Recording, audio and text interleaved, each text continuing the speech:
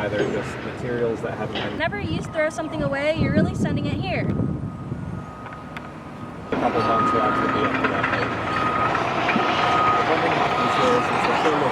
point. Most of the things we throw away are actually recyclable or compostable.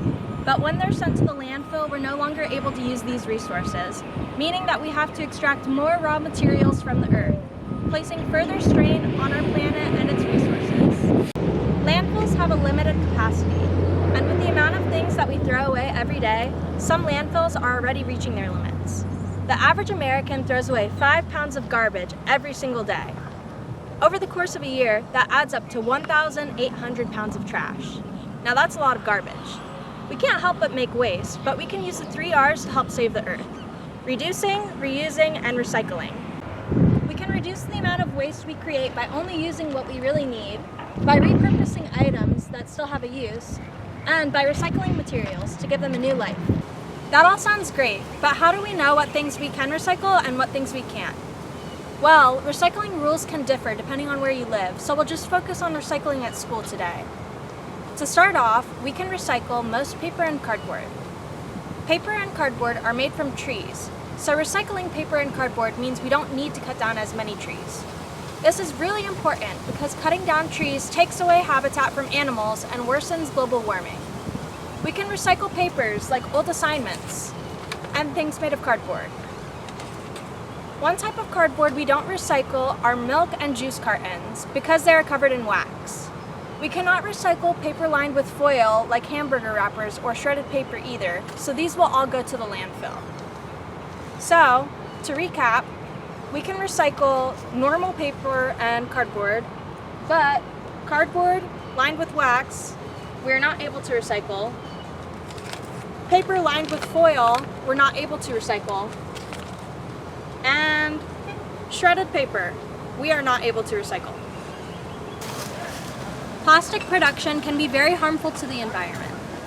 Plastic is synthesized from fossil fuels found deep within the earth.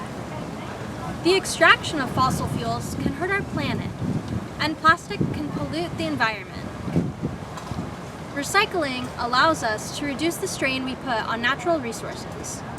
Even better than recycling your water bottles is to have a reusable bottle.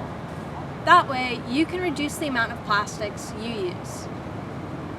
Another way to reduce the plastic you use is by taking reusable bags with you to the grocery store.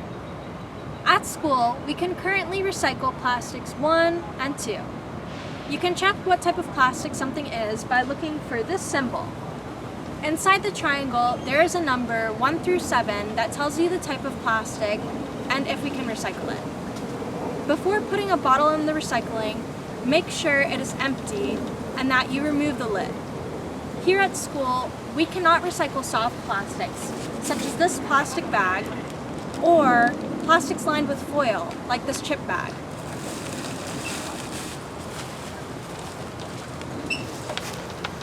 So please recycle your water bottles. Just make sure they're empty and remove the lid. When sand is heated to very high temperatures, it becomes molten like lava, and when it resolidifies, it turns into glass. Glass containers such as bottles and jars can be recycled and used over and over again. Before recycling glass, remove the metal lid, which can be recycled separately, and make sure that the glass is clean and empty. If the glass is dirty, you can give it a rinse with water before recycling. We aren't able to recycle any plastics or glass that is broken. Metals are also recyclable. Most metals that you see will be aluminum or steel. For example, soup cans or the lid from the glass jar are made from steel. Manufacturers use steel because it is strong and can be sealed airtight. Another common metal is aluminum. Things like soda cans or takeout containers are made from aluminum. Manufacturers use aluminum because it is lightweight and resistant to corrosion.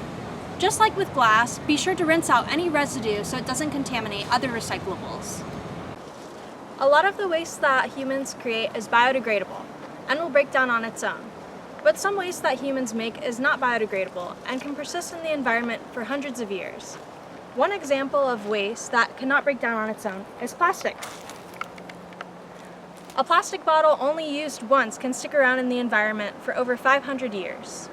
As plastic breaks down, It breaks into small pieces known as microplastics that are harmful to the environment and to human health. Any food meant for consumption that doesn't get eaten is food waste. In the US, 30 to 40% of our food supply is wasted.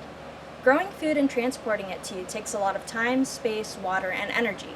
And when we disturb land from its natural state to create farmlands, we harm nature. So it is very important that we reduce the amount of food that we waste. We can reduce food waste at schools by only taking what we will eat or drink during breakfast and lunch. So, if you aren't going to drink your milk or eat that sandwich, don't put it on your tray. When food waste goes to the landfill and decomposes without oxygen, or in anaerobic conditions, it creates a gas called methane, which is also produced by decomposition of organic materials in wetlands and in the stomachs of cattle, which is released when cows burp or fart. Methane is a greenhouse gas which contributes to global warming and can be 84% more potent than carbon dioxide. 15% of global methane comes from landfills, which contributes as much to climate change as 21.6 million cars for an entire year. One way we can save food waste from the landfill and reduce the production of methane is by composting. Spoiled food, old leftovers, peels, stems, used coffee grounds, and even eggshells are all considered food waste and are all compostable. By composting these food scraps, we can turn them back into healthy soil to use in the garden. Composting is not as hard as you may think. All you need are 5 ingredients: a bin, green organic matter rich in nitrogen, like kitchen scraps or fresh yard waste, brown organic matter rich in carbon, such as brown paper bags and dead leaves, air for the aerobic bacteria, and thyme. And after a while, your kitchen scraps and waste will turn into compost. All you need to do once your compost bin is active is to periodically mix in new materials for the aerobic bacteria so that they can eat and breathe.